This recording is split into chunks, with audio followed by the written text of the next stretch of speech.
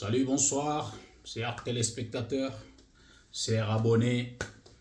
Merci, je tiens à vous remercier spécialement pour les messages, pour les commentaires et pour les personnes qui continuent à nous suivre sur nos différentes pages. Je vous dis merci. Merci pour vos encouragements. Merci pour votre soutien envers ma modestie personne. Donc aujourd'hui, j'aimerais parler d'un chapitre qui serait qui serait sur l'Afrique en général, la démographie africaine. On peut aussi sur l'entrepreneuriat africain. Comme vous le saviez tous, l'Afrique, on peut le déterminer de plusieurs façons. On pourrait le déterminer le poumon du monde. On pourrait le déterminer l'Afrique, le cœur du monde même. On pourrait le déterminer, voilà, le continent qui a plus de jeunes, naturellement, qui a plus de jeunes, ce qui n'est plus un sujet tabou. Comme ils se disent tous, l'avenir se joue en Afrique. Et beaucoup sont ceux qui ont compris ce message, sauf les Africains eux-mêmes.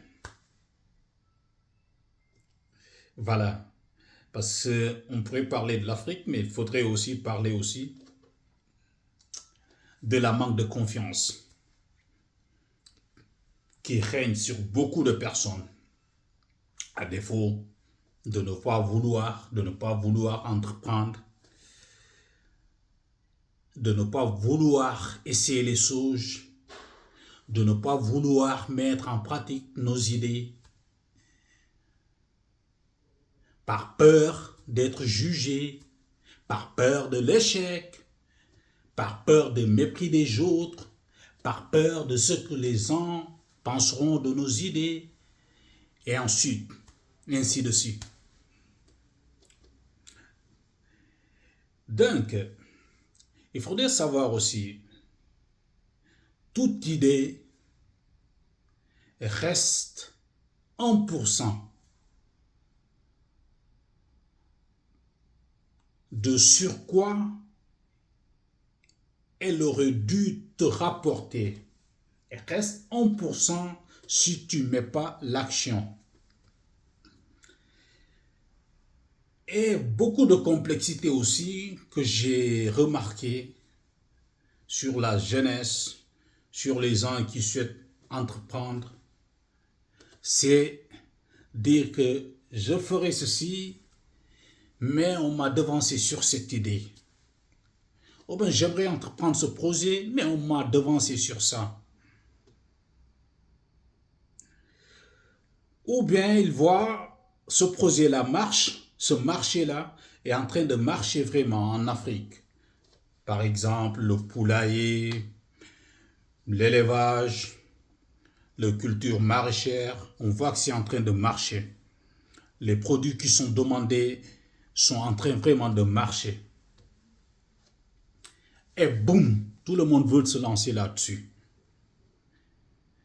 Et le produit a la valeur, sauf quand c'est pas trop et que ça, les gens le demandent, mais c'est pas aussi trop dans le marché.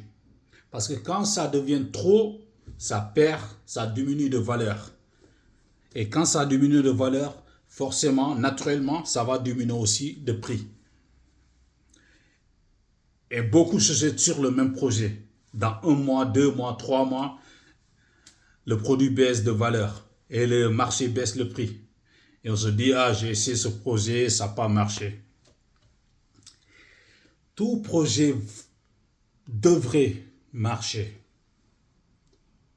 Il faut justement savoir comment être un peu avoir de l'expertise sur le marketing. Arriver à temps au moment où il faut et quand il le faut. Ça, c'est un facteur à comprendre.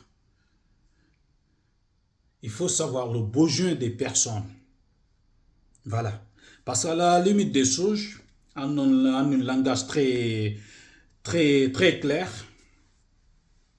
l'argent, on ne le produit pas. L'argent, on ne sait même pas où est-ce qu'on le fabrique. Beaucoup sont ceux qui n'ont jamais vu où est-ce qu'on fabrique l'argent. Mais ça continue à circuler. Mais il faut savoir ces tuyaux, ces circuits où passe l'argent et te trouver là où ça devrait passer au bon moment et quand il le faut. Je m'explique en un langage clair. C'est-à-dire comprendre l'évaluation du marché, comprendre sur quoi tu vas te lancer. Comprendre sur quoi tu vas te lancer. Comprendre comment est le marché. Comprendre le besoin des personnes.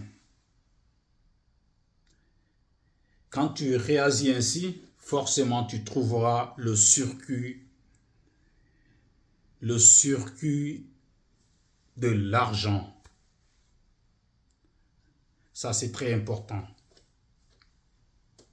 Secondo, donc j'aimerais parler aussi de l'idée qui nous anime, l'idéologie qui nous anime aujourd'hui beaucoup de la jeunesse africaine. C'est entreprendre. Malgré que toute personne ne peut pas être entrepreneur, parce que ça demande pas seulement l'aspect financier ou l'aspect économique, mais ça demande beaucoup de qualité. Et pour acquérir toutes ces qualités, pour que toutes ces qualités se trouvent en une personne, très souvent, c'est pas facile. L'entrepreneuriat fait de sorte que ton idée, tu entreprends ton idée. Tu mets en pratique ton idée. Et ça te porte des fruits en retour. C'est ça l'entrepreneuriat, dans une signification plus basique.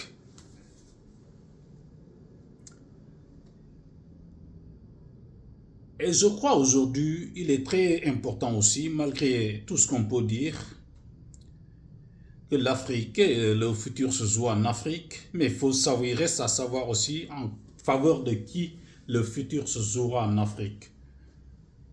Naturellement, pas comme nous sommes en train de l'assister aujourd'hui. Produire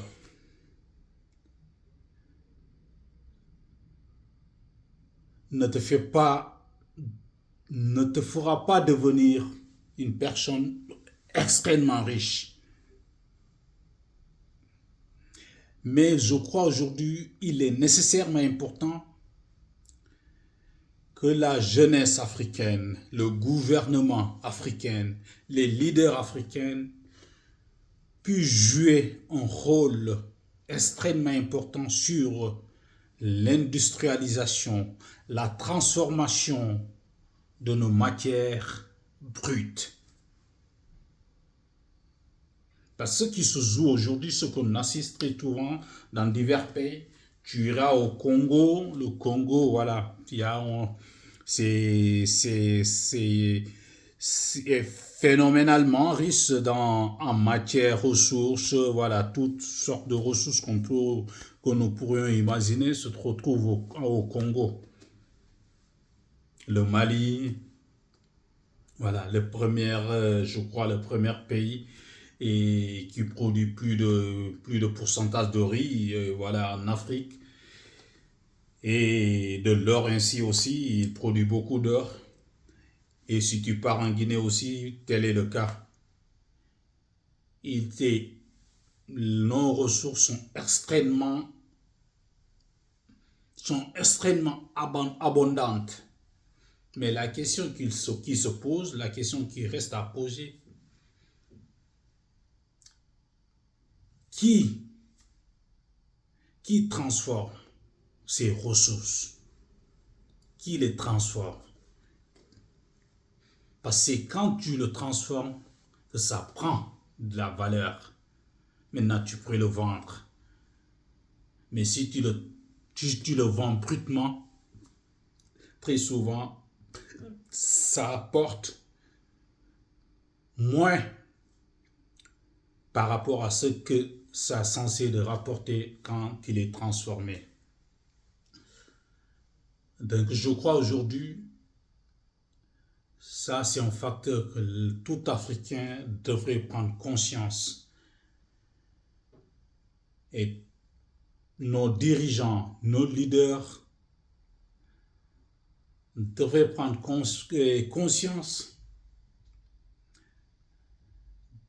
d'avoir cette lancée aujourd'hui, lancée de l'industrie de transformation de toutes sortes de matières. Ça, c'est un facteur très important aujourd'hui en Afrique. Je crois que vous seriez d'accord avec moi sur ce point. Il terzo, la peur, comme je le disais, la peur, parfois causée par beaucoup de facteurs qu'on ne peut pas imaginer. Depuis à notre enfance, peut-être, nos parents ont mis cette peur-là en nous sans s'en rendre compte, ou bien sans vouloir le faire par esprit. Dû encore à beaucoup de facteurs, tels la pauvreté, voilà, et notre société, parce que tu devrais te sentir que tu es visé par tout œil, qui pourront porter leurs préjugés à ton égard, voilà, qui s'intéressent tous à ta réussite ou bien à ton échec, et ça met la pression, et beaucoup sont ceux qui t'encouragent même pas. Je crois que ça aussi, ça joue un rôle très important sur la peur, sur quoi beaucoup de personnes ne veulent pas s'investir. C'est une peur psychologique. Voilà. Et je crois que toute génération doit aussi être consciente de ce que nous allons apporter pour la génération du futur.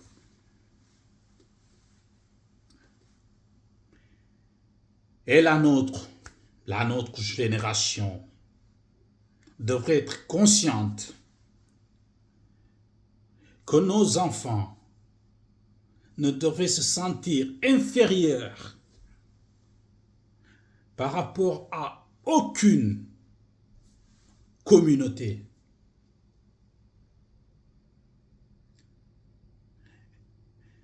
Et on a eu beaucoup de résilience.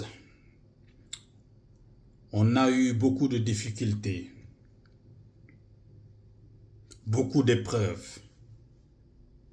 Ce qui devrait nous permettre de ne pas en commettre des erreurs. Donc tous ces aspects devraient nous servir de leçons, devraient nous servir d'instruments pour que nous puissions en retour transmettre beaucoup les aspects que nous devons transmettre à notre à nos enfants. Donc je crois, sur ce point-là, il est impérativement important que nous essayons de changer peut-être les mentalités qui ne sont pas aussi importantes sur, pour nous, les mentalités néfastes qu'on échange et prendre le courage, sur quoi je m'appuie beaucoup, le courage. Après le courage, il en reste la détermination et la persévérance. Tu peux être intelligent,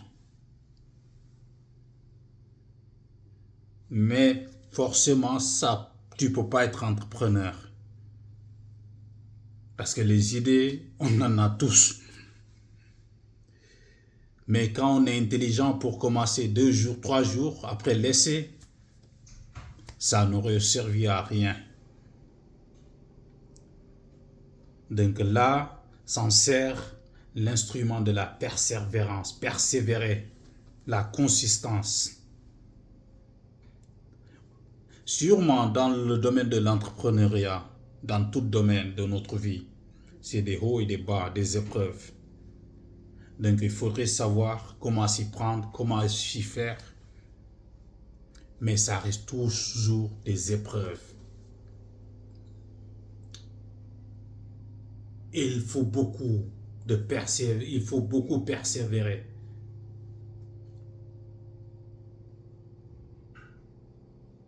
Donc, je crois c'est ça notre idéologie.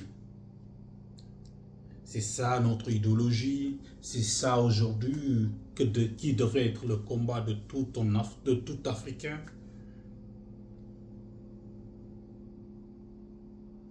Parce que je dirais plus qu'il est temps. Je dirais plus qu'il est temps, parce que dire qu'il est temps, c'est comme on a l'impression qu'on est en train de se tromper ou bien de se mentir. Mais il faudrait dire qu'il est tard. Il est tard. Je suis désolé de le dire, mais il est tard. Il y a beaucoup de facteurs, beaucoup d'aspects qu'on doit changer, qu'on doit révisionner. Des pays qui se sont développés dans 40 ans. Des pays qui ont seulement 30%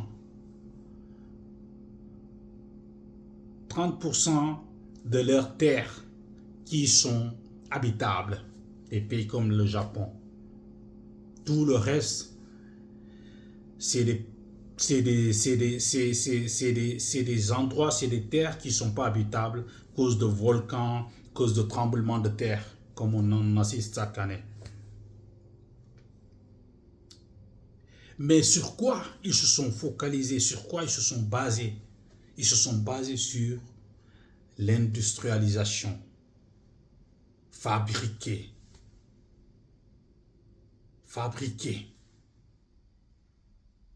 Il produit, il fabrique. Il produit, il le transforme. Ça, leur développement s'est basé sur ça. Et je crois, si on a besoin des leaders aujourd'hui, des hommes politiques, ça devrait être leur travail. L'industrialisation de l'Afrique.